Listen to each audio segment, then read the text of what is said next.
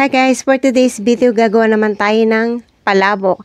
At ito yung mga gagamitin natin. Meron ako ditong hipon, worth 100 pesos lang guys, itong binili kong hipon. Pagkatapos, meron din ako ditong pork meat. Bali na sa kahalating kilo to. Gagawin natin dito, ituto ko lang tapos gigilingin ko yan. And then, syempre bumili tayo ng tinapa. Ang mahal ng tinapa ngayon, no? 4 na piraso, 60 pesos. Pagkatapos, syempre meron tayo ditong chicharon. Pagkatapos, meron tayo ditong garlic. 2 piraso yung gagamitin ko or yung 2 ulo ng garlic. Ipa-fried natin to para sa garnish. Tapos, ilalagay natin yung iba sa panggisa. And then, meron tayong itlog. At pagkatapos, itong breadcrumbs. Ilalagay natin to mamaya. Dagdag pampalapot dun sa ating gagawing palabok sauce. Meron tayo ditong onion chives. Bali 2 tali yung pinabili ko kay Habi. And then, syempre, meron tayong anato seed o yung atswete na tinatawag. Palabok noodle. Bali 2 piraso to. Kaya, ang total nito is 1 kilo. Ganito lagi yung binibili ko yung mataba. Meron din ito yung payat, yung parang pansit bihon yung nipis. And lastly, itong ating Mamasitas Pansit Palabok Powder. Ito yung magpapasarap dito sa ating gagawing palabok, no? Not sponsored pero talagang masarap tong si Mamasitas. So yan na guys, lahat ng ating kakailanganin para sa ating lulutuing pansit palabok, no? Iyan na lahat yun, no? Kung susundin natin yung talagang lahat ng ingredients ng palabok, masyado pong napakamahal talaga. So, dito lang tayo sa medyo kayang-kaya ng budget natin. So, anyway, eto na. Magsisimula na tayo. I-prepare ko lang muna lahat ito. Unahin ko muna itong noodle. Bali, ibababad natin to for about mga 10 minutes, no? Para medyo lumambot na yung ating mga noodle. Then, after natin may babad to, nagpakulo na tayo sa isang kaldero. So, ilalagay na natin to. And then, pakukuloan naman natin for about mga 8 minutes. So, ditong proseso naman, hindi naman kayo malilito kasi meron naman pong instruction yung yung packaging ng palabok. So, pwede nyo naman basahin yun. Nandun yung instruction, yung paano yung proseso kung paano lutuin tong noodle. Habang niluluto natin, gaganto-gantuin na natin, pag-hiwalay-hiwalayin na natin yung noodles. I-check nyo rin guys sa tikman nyo ha. So, hindi natin kailangan asing lutong-luto tong ating noodles kasi after mga 8 minutes, ang gagawin natin, papatayin na natin yung stove. Then, hayaan nyo lang yung noodles nyo dito sa stove. So, pagkatapos nun, tikman nyo ulit, tignan nyo kung okay na. Then, tsaka natin sasalain. Basta hindi overcook yung ating noodles ha. So, alam nyo naman yan kasi kakaiba naman talaga yung texture nung noodle ng palabok compare sa iba-ibang klase ng pansit, no? Okay na to. Set aside lang natin to. Magsisimula na tayo sa gagawin nating sauce. So, ito yung hipon. Medyo inano ko lang ng konti. Parang pinrito ko lang ng konti para mas iba yung lasa ng hipon. Pagkatapos sa hipon, eto na, ipapry na natin tong ating garlic. Huwag nyo susunugin yung garlic, tama lang yung yung golden brown lang. Kasi syempre pag nasunog yung garlic, mapait naman ang kalalabasan. Okay na yung gantong itsura. So, nandito na tayo guys. Yung hipon kanina na ginawa ko, yung pinaglagaan ng hipon, ginawa natin, dinikdik natin, then kinuha natin yung pinaka sabaw niya, no? Yung pinakakatas ng hipon, nilagay natin dito sa isang bowl. At pagkatapos, lalagay natin to ng cornstarch. Ito yung ating magiging slurry, yung pampalapot ng magiging sauce ng ating palabok.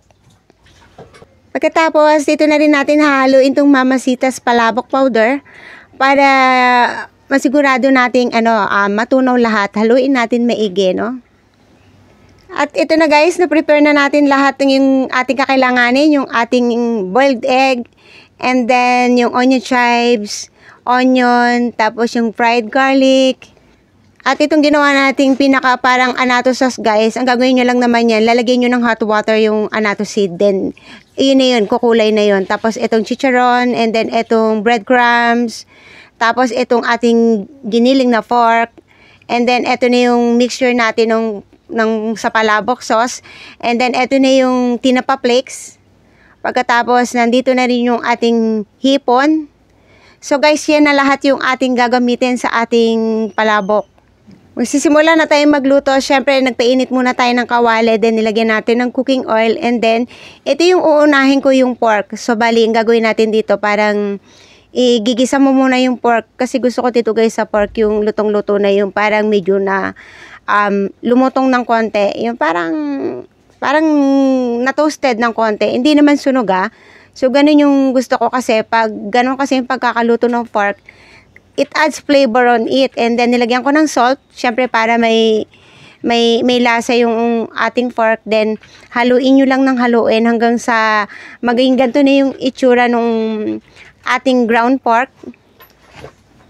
So, guys, yung isa sa sekreto sa pagluluto talaga, yung sa pagigisa pa lang. So, kailangan igigisa mo ng maigi, hindi mo mamadaliin. So, eto na, ilalagay na natin yung onion.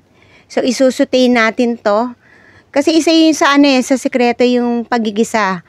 Kasi pag minadali mo yung pagigisa mo, hindi na lalabas kagad yung yung natural flavor ng ginigisa mo.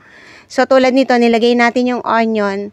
Hahayaan ko lang yan magisa ng gusto para yung flavor ng onion lumabas. So pag naaamoy mo na okay na yun, lagay na rin natin yung pamintang powder. Mas maganda kasi pag powder talaga para syempre wala ka makakagat na na buong paminta, no? So, pagkatapos nito, lalagyan natin ng salt, syempre, according to your taste. At pagkatapos, nilagyan ko ng MSG. Optional, guys, yung MSG, Nasa inyo na yan kung gumagamit kayo ng MSG o hindi. Kung mapapansin nyo, guys, parang halos walang mantika, no? So, ganyan lang po talaga ako pag nagigisa ko konti yung mantika. Then, ito na, nag-add ako ng toasted garlic. Kaya, last ko siyang nilagay kasi, toasted naman na siya. So, okay lang na last mo siyang ilagay dito sa pagigisa mo. Maglalagay na tayo ng water. Bali, ang nilagay kong water dito guys is 10 cups of water.